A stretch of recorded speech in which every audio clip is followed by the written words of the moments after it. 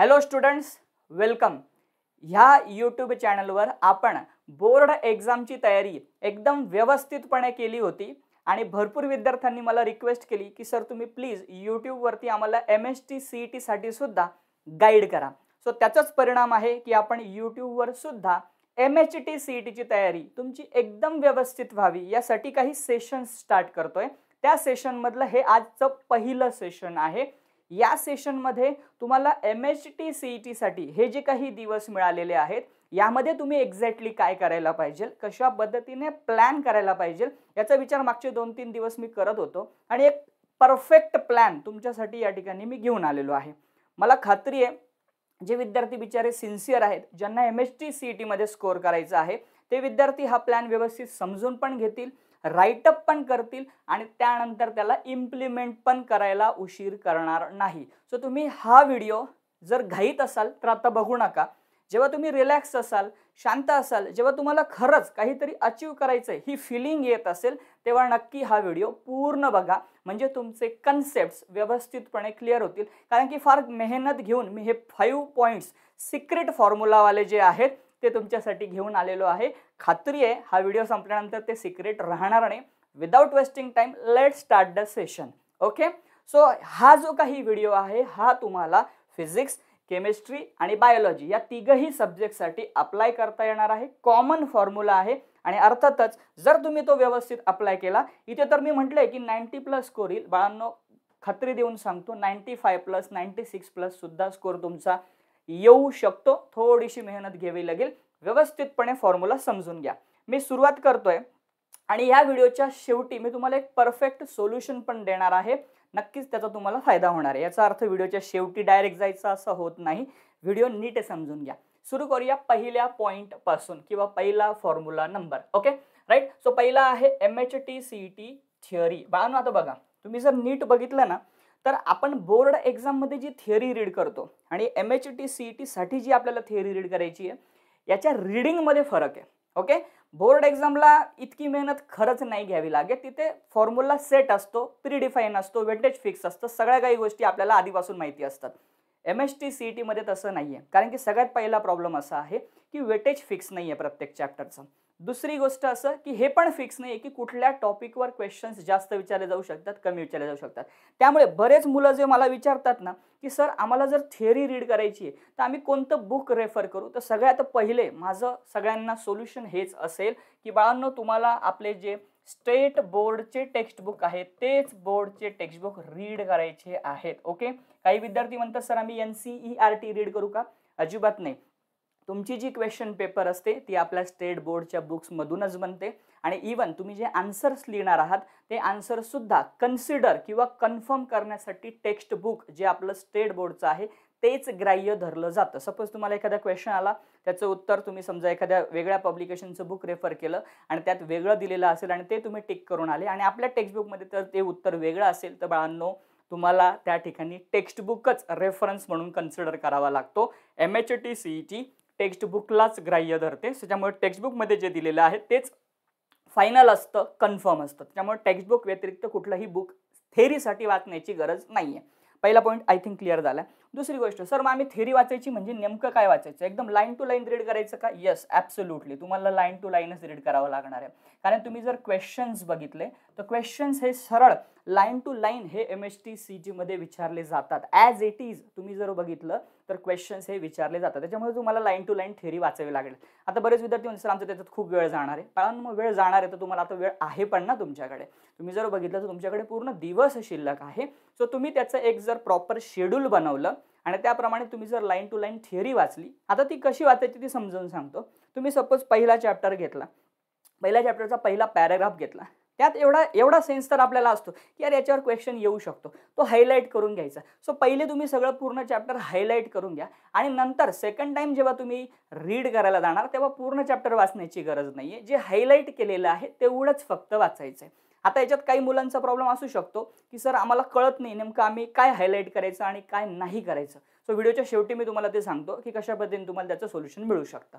Point number 3 जो आहे की बाळांनो बऱ्याच मुलांचा विषय कसा असतो माहिती आहे का, की त्यांना रीड करतात ते बरोबर आहे, पण रीड करताना काही गोष्टी सोडून देतात. तुम्ही जर टेक्स्टबुक व्यवस्थितपणे बघितलं तर टेक्स्टबुकमध्ये कलरफुल बॉक्सेस तुम्हाला दिलेले आहेत है ना, येलो कलरचे, पिंक कलरचे, ऑरेंज कलरचे हे बॉक्स दिले, ते फार महत्त्वाचे.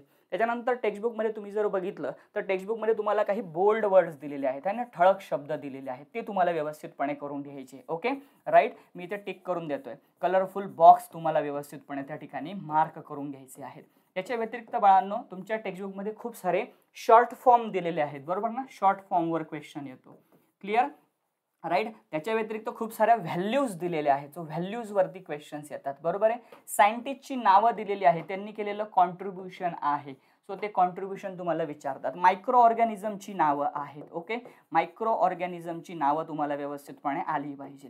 क्लिअर. त्याच्यानंतर खूप सारे बायोलॉजी म्हटलं की एन्झाईम्स येणार, ते एन्झाईम्स तुम्हाला व्यवस्थितपणे माहिती पाहिजे बरोबर आहे. त्यानंतर खूप सारे चार्ट जे तुम्ही बायोलॉजीच्या बोर्ड एक्झामसाठी केले होते, ते चार्ट्स असतील किंवा ज्या फिगर्स असतील त्या पुन्हा एकदा आपल्याला काय म्हणूया रिवाइज कराव्या लागतील, व्यवस्थितपणे समजून घ्यावे लागतील. आणि एवढंच नाही बाळांनो, बायोलॉजीमध्ये सुद्धा फिजिक्स आणि केमिस्ट्री सारखे प्रॉब्लेम्स म्हणजे ज्याला आपण न्यूमरिकल्स म्हणतो ते विचारले जातात. सो हे बऱ्यापैकी पॉईंट्स मी या ठिकाणी तुम्हाला दिलेले आहेत जे तुम्हाला विचारले जाऊ शकतात. ओके, हे इथे मेन्शन केले. सो हा झाला पॉईंट नंबर 1 की MHT-CET ची थेअरी तुम्हाला व्यवस्थितपणे जमली पाहिजे, व्यवस्थितपणे लक्षात आली पाहिजे. Clear to you. आता आपण फॉर्म्युला नंबर 2 कडे जातो. याचं सगळ्यांचं सोल्युशन पण आहे माझ्याकडे. ओके, फॉर्म्युला नंबर 2 कडे जातोय. फॉर्म्युला नंबर 2 काय आहे? सपोज तुम्ही चॅप्टर नंबर 1 रीड केला. Okay, so chapter number suppose तुम्ही कुठल्याही सब्जेक्टचा चॅप्टर नंबर 1 तुम्ही रीड केला, तर तुम्ही काय करायला पाहिजे, तर तुम्ही त्या चॅप्टर नंबर 1 चे जेवढे पण MCQ तुम्हाला सोडवता येतील ते MCQ तुम्ही त्या ठिकाणी काय करायला पाहिजे, सॉल्व करायला पाहिजे. सो MCQ सॉल्व करताना आपण नेहमी चॅप्टर वाईज MCQ हे त्या ठिकाणी सॉल्व केले पाहिजे. Okay, so chapter wise MCQ solve केल्याचा फायदा काय होतो बघा. आपला जो पेपर असणार आहे त्यामध्ये क्वेश्चन आणि आन्सर्स असणार आहे. सो पेपर जसा असेल तशी प्रॅक्टिस केली म्हणजे आपल्या ब्रेनला त्याची सवय होते. आपल्या ब्रेनला एकदा सवय झाली की ती गोष्ट नवीन वाटत नाही आणि आपण त्याला यूज टू होतो आणि यूज टू झालेली गोष्ट आपल्याला इझिली जमते, कॉन्फिडन्स बिल्ड होतो. सो पहिले चॅप्टर रीड करा, एकच चॅप्टर रीड करा, पचायला सोपा राहील, लवकर डायजेस्ट होईल. त्याच्यानंतर इमिजिएटली त्याचे मल्टिपल चॉईस क्वेश्चन्स तुमच्याकडे जे पण पुस्तक असेल त्या पुस्तकातून सॉल्व करा. मुलं विचारतात नेमके आम्ही बुक्स कोणते रेफर केले पाहिजे. मी ॲक्च्युली त्याच्यावर एक सेपरेट व्हिडिओ पण बनवलेला आहे, MHT-CET 2024 ची बुक्स की तुम्ही जे रेफर करायला पाहिजे, सो तुम्ही ते वापरू शकता. त्यातून तुम्ही चॅप्टर वाईज पहिले MCQ सॉल्व करायला पाहिजे, एकदम महत्त्वाचं. आणि याच्यात मी एक पॉईंट जोडेल तुम्हाला राईट. तो पॉईंट असा आहे की बाबांनो, quality is important than quantity. काही मुलं म्हणतात सर मी 100 क्वेश्चन सॉल्व केले, काही उपयोग नाहीये.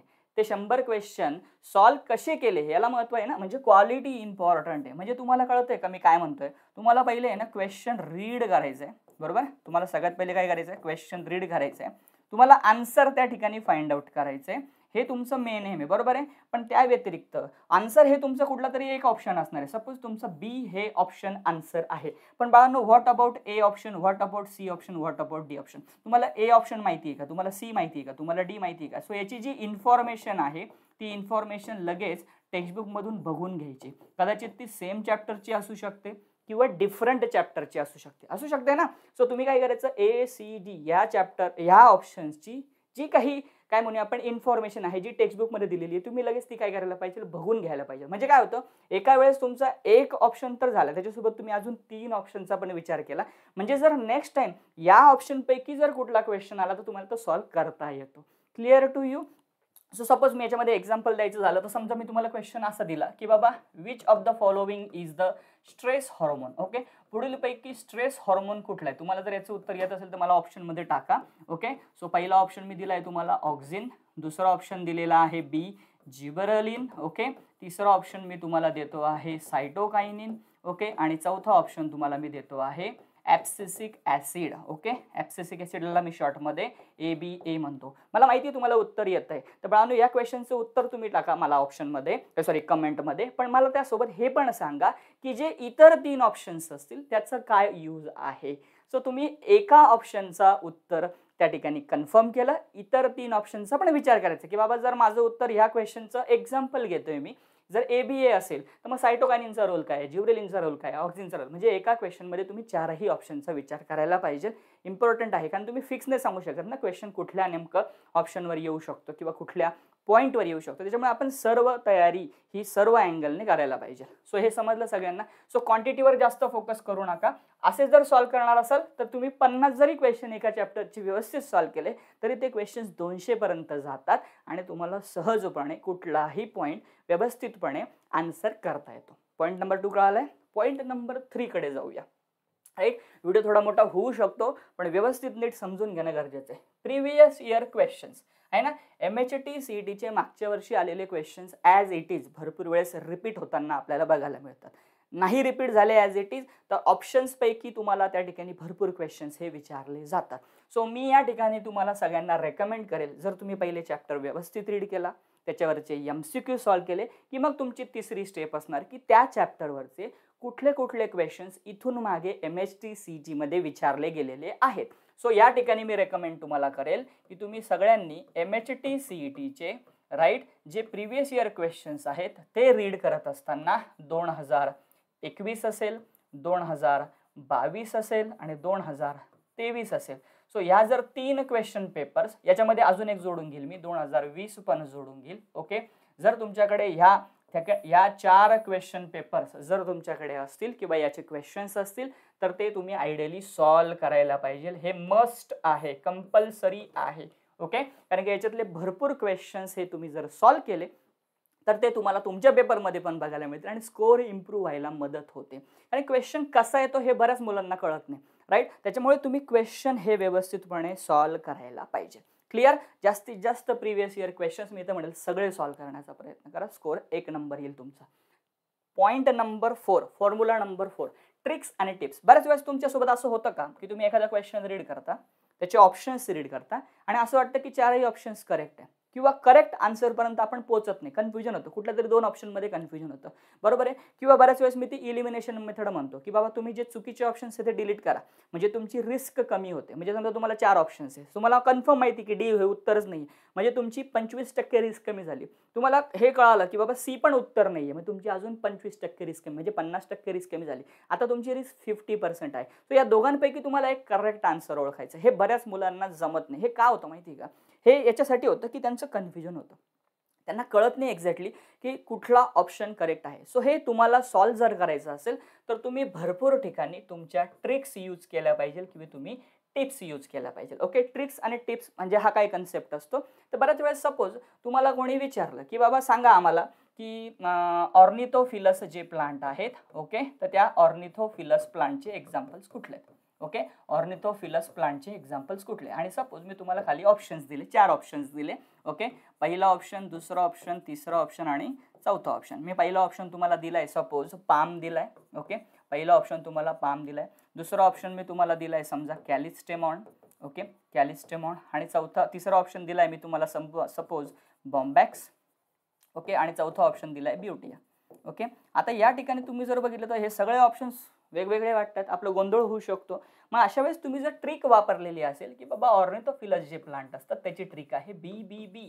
ओके, काय ट्रिक आहे त्याची? BBB.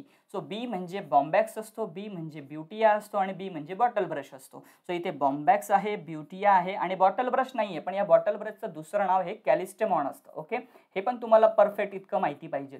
सो हे बॉटल ब्रश असतं. ओके, सो तुम्हाला इथे कळून गेलं की हे तिघं जे प्लांट्स आहेत हे कोणते प्लांट्स आहेत? ऑर्निथोफिलस प्लांट आहे. आणि हे जे पाम प्लांट आहे हे पाम प्लांट बाळांनो त्या ठिकाणी हे ॲनिमोफिलस आहे. कसं आहे? ॲनिमोफिलस आहे. Okay, right. सो तुम्हाला क्वेश्चन काय विचारला होता? आय थिंक क्वेश्चनच माझ्याकडून चुकला की which of the following is ornithophilous plant, तसा क्वेश्चन नाही पाहिजे. Which of the following is not ornithophilous plant, not ornithophilous असा क्वेश्चन पाहिजे. बरोबर आहे, राईट. सो तुम्ही या ठिकाणी जर बघितलं तर हे तिघही ऑर्निथोफिलस प्लांट आहे, हे मात्र ऑर्निथोफिलस प्लांट नाहीये, हे ॲनिमोफिलस आहे. सो ॲनिमोफिलसची पण ट्रिक आहे. कशी ट्रिक आहे? WBC parrot. ओके, ही ट्रिक आहे.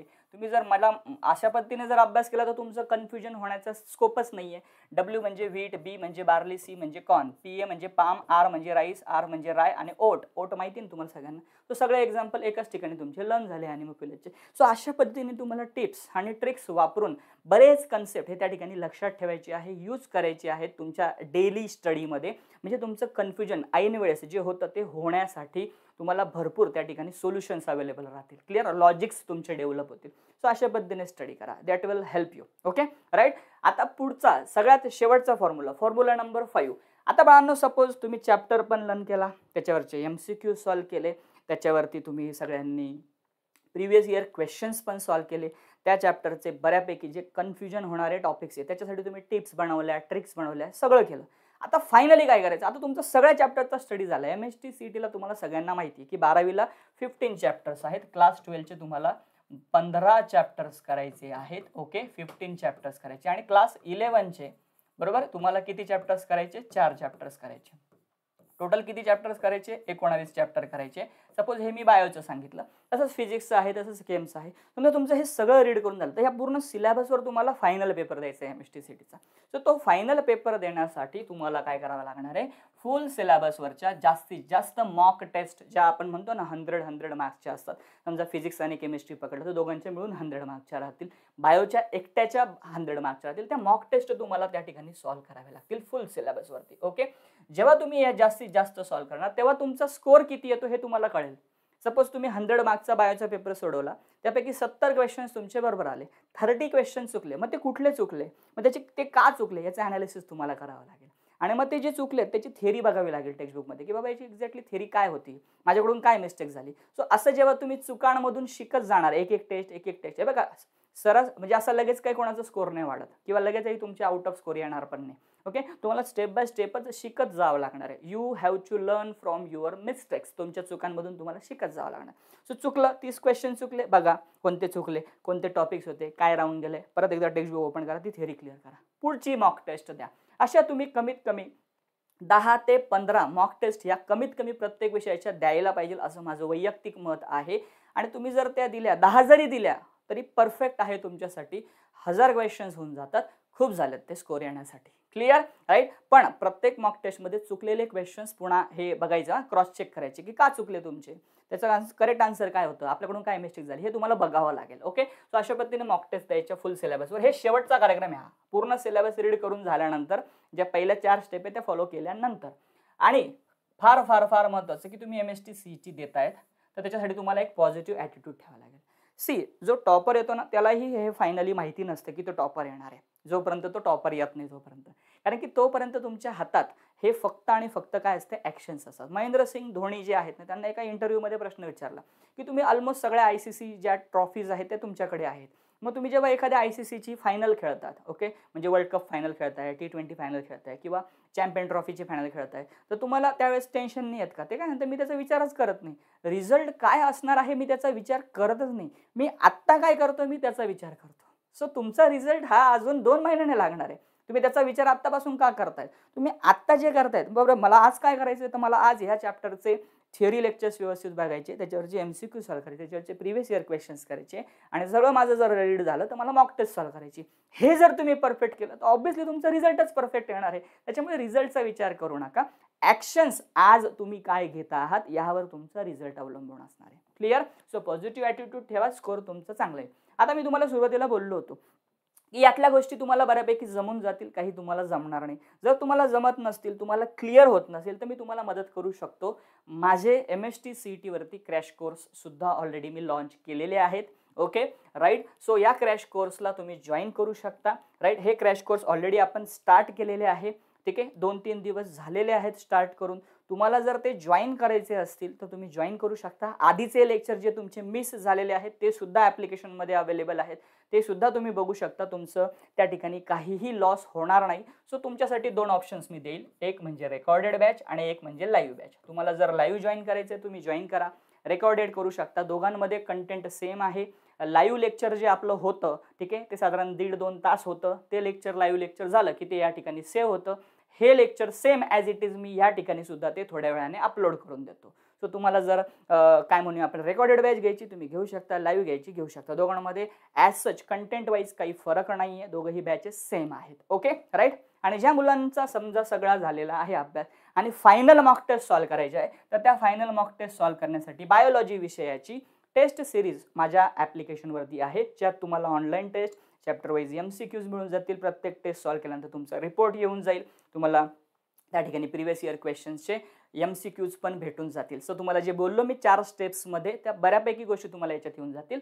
तुम्हाला चॅप्टर वाईज थेरी हवी असेल तर या 2 कोर्सेसमध्ये तुम्हाला ती भेटून जाईल. चॅप्टर वाईज तुम्हाला काही टिप्स आणि ट्रिक्स हव्या असतील त्या सुद्धा तुम्हाला इथे भेटून जातील. आणि चॅप्टर वाईज MCQ सॉल्व्ह करायचे ते सुद्धा इथे भेटून जातील, इथेही भेटतील. सो तुम्ही कोणती बॅच जॉईन करायची हा डिसिजन तुमचा आहे. पण जो काही 5 पॉईंट फॉर्म्युला मी तुम्हाला सांगितला त्याचं बऱ्यापैकी परफेक्ट सोल्युशन या कोर्सेसमध्ये येतं. सिरियस व्हा, तुमचं करिअर, तुमची वाढ बघत आहे, त्यासाठी तुमचा दरवाजा हा तुम्ही उघडा ठेवा. संधी दोघा हातांनी त्या ठिकाणी ग्रॅब करा. संधीचं सोनं करता आलं पाहिजे. गव्हर्नमेंट कॉलेज तुमची वाढ बघतंय, मी इतकंच तुम्हाला सांगू शकतो. ओके, ज्या मुलांना कोर्स जॉईन करायचा आहे, कोर्स कसा घ्यायचा, कोर्समधले लेक्चर कसे बघायचे, याची सगळी माहिती डिस्क्रिप्शन बॉक्समध्ये एकदा चेक करून घ्या. माझ्या ॲप्लिकेशनची लिंक दिलेली आहे, हे इन्स्टॉल करा मोबाईलमध्ये आणि यावर जाऊन तुम्ही कोर्स परचेस करू शकता. ओके, किंवा ही वेबसाईट आहे, ही वेबसाईटची पण लिंक आहे, तिथे जाऊन सुद्धा तुम्ही कोर्स परचेस करू शकता. हे आपले काही मागच्या वर्षीचे काय म्हणूया आपण टॉपर्स विद्यार्थी जे आहेत त्यांचे हे अभिप्राय आहेत, त्यांच्या या व्ह्यूज आहेत, माझ्या कोर्सेसबद्दलचे त्यांचे आलेले स्कोर्स आहेत, तुम्ही एकदा बघू शकता. राईट, सो या ठिकाणी त्यांचे स्कोर्स पण बघा, खूप छान छान स्कोर्स आहेत. आता ते त्या ठिकाणी हे माझे MST CT 2023 बॅचचे स्टुडंट्स आहेत. याच्या व्यतिरिक्त ज्यांची फोटोज मी टाकलेले नाही आहेत त्यांचे हे स्कोर्स आहेत. ओके, जे तुमच्या रेफरन्ससाठी आहेत. तुम्ही बघा किती मुलांचे स्कोर हे 99च्या रेंजमध्ये आहे, किती मुलांचे 97 95 अबो आहेत, है ना. 90+ तर भरपूर स्टुडंट होते. Okay, right. सो ज्या मुलांना अजूनही इच्छा आहे, स्कोर करायचे आहेत, तुम्ही जॉईन करा. सगळ्यात मेन म्हणजे हा माझा व्हॉट्सअप नंबर आहे, याला मला फक्त तुम्ही हाय म्हणा. ओके, हाय म्हटल्यावर तुम्हाला सर्व लिंक्स येऊन जातात. Okay, right. आणि बस बाकी काही नाही, टेलिग्राम ग्रुप जॉईन करून घ्या, त्याच्यावर लिंक्स येत असतात. सर मग यूट्यूबला तुम्ही घेणार नाही आहे का? यूट्यूबला पण सेशन्स आपण त्या ठिकाणी स्टार्ट करतो आहे. कालच एक कम्युनिटी पोस्ट टाकलेली आहे. सो यूट्यूबला पण आपले बऱ्यापैकी सेशन्स होणार आहेत. Clear, right. So 5 point formula समजला असेल. मी आता इथे तुमची रजा घेतो. तुम्ही सगळे पॉईंट्स लिहिले असतील, लगेच इम्प्लिमेंट करायला सुरुवात करा. ओके, कुठल्या त्या ठिकाणी प्रिपरेशन कुठून करायचं याचे पण तुम्हाला मी सोल्युशन दिलेलं आहे. भेटूया आपण नेक्स्ट व्हिडिओमध्ये. तोपर्यंत wish you all the best. Have a good day. Take care. Bye bye. जय हिंद. बाय.